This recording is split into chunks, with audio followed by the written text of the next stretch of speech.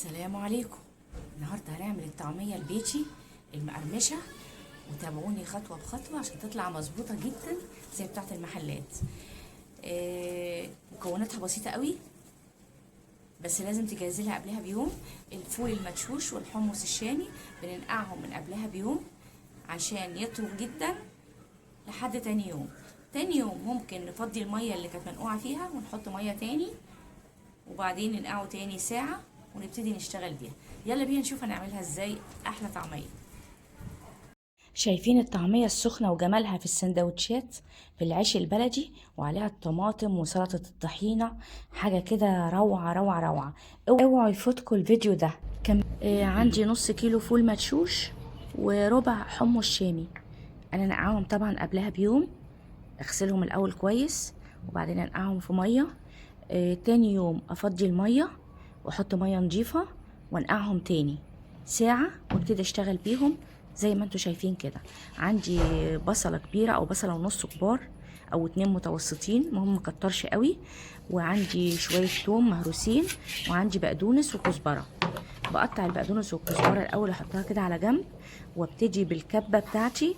انا عندي الخلاط ده بيفرم لحمه، فهو بصراحة قوي جدا وسريع جدا. فأنا بحط شوية بصل وشوية خضرة وشوية فول على حمص شامي،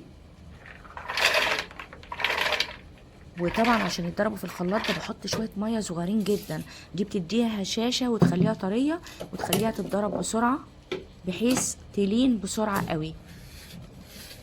طبعا افضل اضرب فيها كده، تاخد وقت لحد ما تطلع ناعمة. في ناس بتحبها خشنة شوية صغيرين،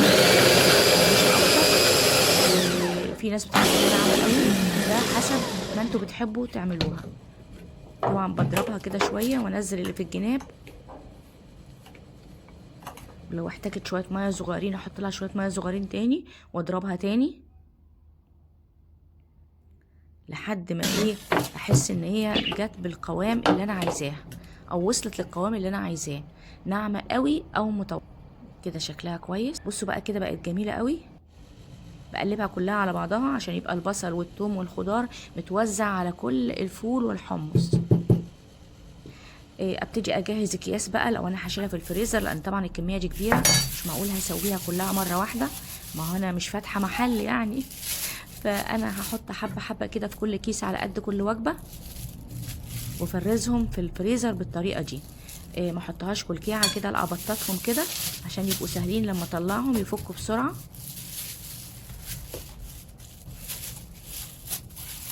اشيلها بالطريقه دي، اعمل بقى الاكياس كلها كده ويتجمدوا بنفس الشكل ده في الفريزر. طبعا انا ما حطيتش توابل خالص عشان ما تسمرش عجينه الطعميه. بحط التوابل ساعه ما باجي اقليها على طول.